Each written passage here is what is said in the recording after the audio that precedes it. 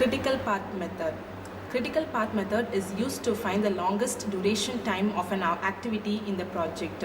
So the longest duration time is called as the critical path. Now let us see a university problem.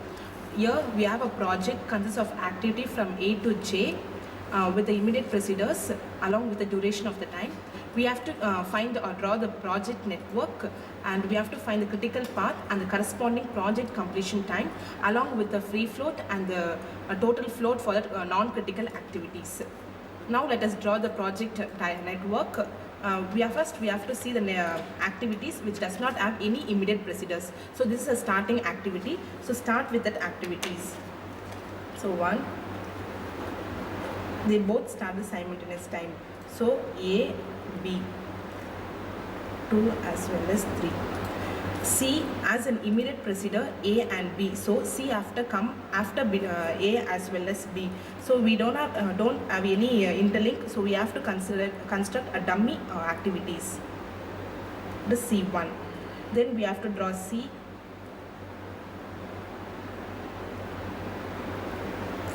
Similarly, A and B and D comes after A and B. We already have constructed the dummy activity, so we can draw the D. E comes after B, but we have to keep in mind that E also come along with H. So just draw first E. F also come along with G. So F comes after C. So keep it in mind that G also comes. So you have to keep it in mind and draw that F.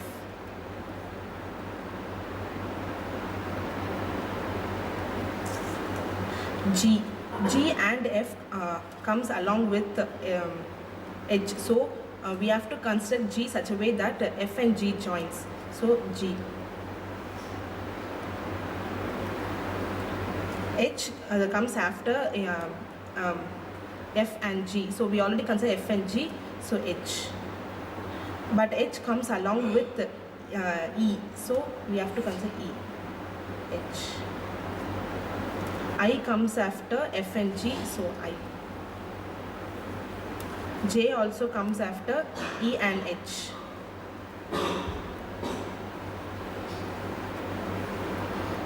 This is the project network diagram. We have to write the duration of each product along with their names. So A4, B3, C2, D5, E6, F4, G3, H7, I4 and J2. Now we have to calculate the earliest start time as well as latest completion time. So start with each activity we have to consider.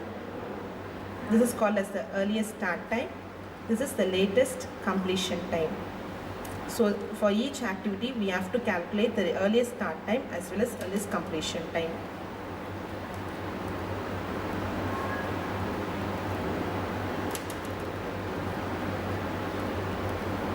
The formula for calculating the earliest start time, that is ESJ is equal to maximum of ESI plus DIJ.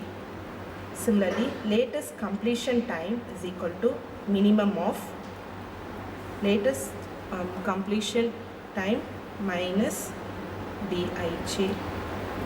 So since we have to consider this as a activity, this is DIJ, this is ESI, this is ESJ, LCI and LCJ. So we have to calculate the latest start time and earliest start time and latest completion time using this formula. First, for each activity the starting will be 0, initial value will be 0. Next we have to add 0 plus 4. So no other incoming activities is there, so we can consider as 4. Similarly, this is a forward, calculating latest start time is a forward path. So B 0 plus 3, again 3. Similarly, 4 plus 2 it is 6, 4 plus 5 it is 9, but then for 7 it has 2 incoming arrow. but we have to take the maximum value. 6 plus 4 it is 10, 9 plus 3 it is 12. So the maximum value is 12. We can consider 12 as the maximum value. Similarly, 6 plus 3 it is 9 and 12 plus 7 it is 19. So we have to take the maximum value, that is 19. Similarly, 12 plus 4 or 19 plus 2. 19 plus 2 as an highest value, that is 21. We can consider 21. Now we have calculated the earliest start time. We have to proceed a backward path for calculating the latest completion time. Start with 21. So 21, the incoming arrow, the reverse path calculating for 6, it is 21 minus 2. So 21 minus 2 result in 19. Similarly, for 7, it has two outgoing arrows. So one is I, one is 7. So 19 minus 7 result in 12, whereas 21 minus 4 result in 16. 16, 12. We have to take the minimum value. So 12 is the minimum value. Take 12. Similarly, for 12 minus 3, so there are only one outgoing arrow. So we have to consider 12. 12 minus 3, it is again 9. Similarly, 12 minus 4, it will result in, 9. Then we have to consider the 3, 19 minus 6, it is 13. Then 7, 12 minus 4, it is result in 8. This value is again 8, 6 minus 2 as well as 9 minus 5. 6 minus 2 it is 4, again 9 minus 5 4, so we can take any 4. So we have calculated the latest start time as well as the earliest earliest start time and the latest completion time for the network flow. Now we have to calculate the critical path. Critical path is nothing but the activity which has the same earliest start time as well as latest completion time. So starting with 1, this has 0 0 starting. Then activity 2, it also have 4 same latest start time and earliest start time and latest completion time. And again 5, 7, 19 and 21 have the critical path which have the same value for both. So mark that path.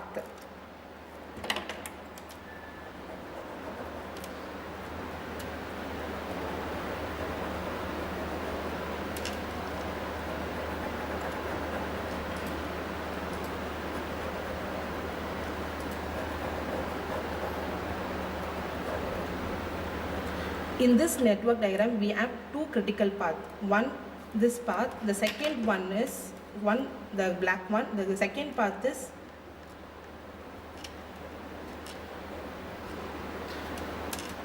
but we have to write the two critical paths. The two critical paths is, the first one is A to D, D to G, G to H, H to J. The second critical path is A to D, D to G and G to I. Calculate the path for each. From A it is 4 plus 5 plus 3 plus 7 plus 2. It is 21. Whereas for this 4 plus 5 plus 3 plus 4, it is 16. Critical path is nothing but the longest duration. So 21 is greater than 16. So 21 is the longest duration, right? So this comes under the critical path. And this is the project completion time.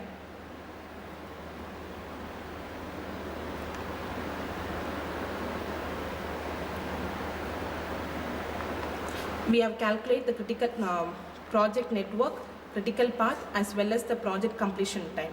Now we have to calculate the total float as well as the free float for the non-critical activities.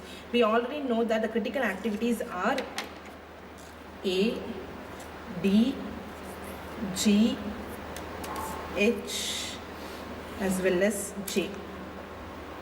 So for all these critical activities, we have the free float as well as the total float as 0. Otherwise, if you want, we can also calculate the formula.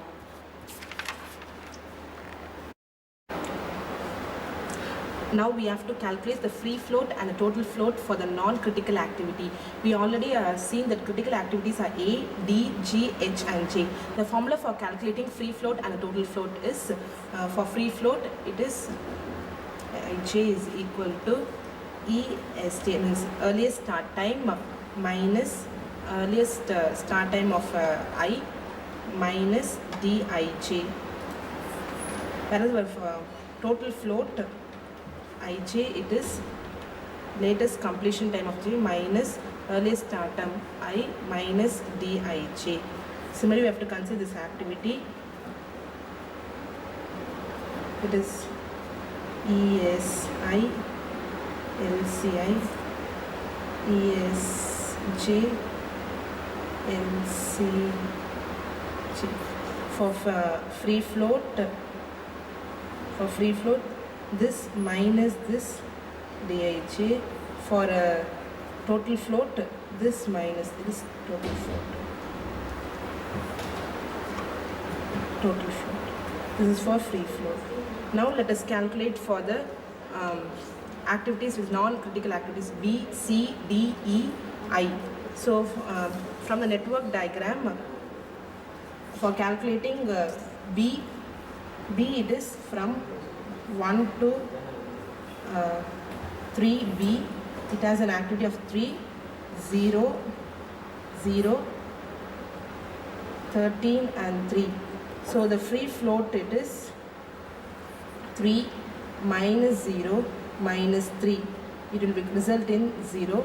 Whereas the total float is 13 minus 0 minus 3, which result in 10. So we are going to write it as free float it is 0, total float is 10. For the non-critical activity, for the critical activities, the free float as well as the total float will always be 0. If we calculate also, will result in 0.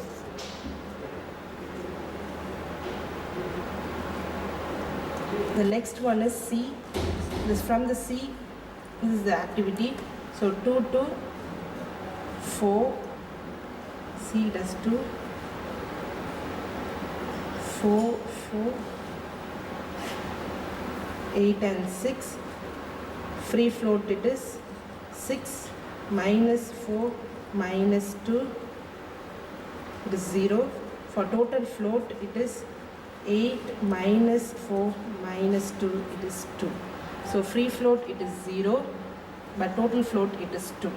Similarly, we have to calculate for each activities, that is non-critical activity, E, F and I. For E it is 10, 10. For F it is 2, 2 and for I it is 5 and 5. Thus we have already calculated for the project diagram, the critical path, the project completion time, as well as the free float and the total float for the non-critical activity. Thank you.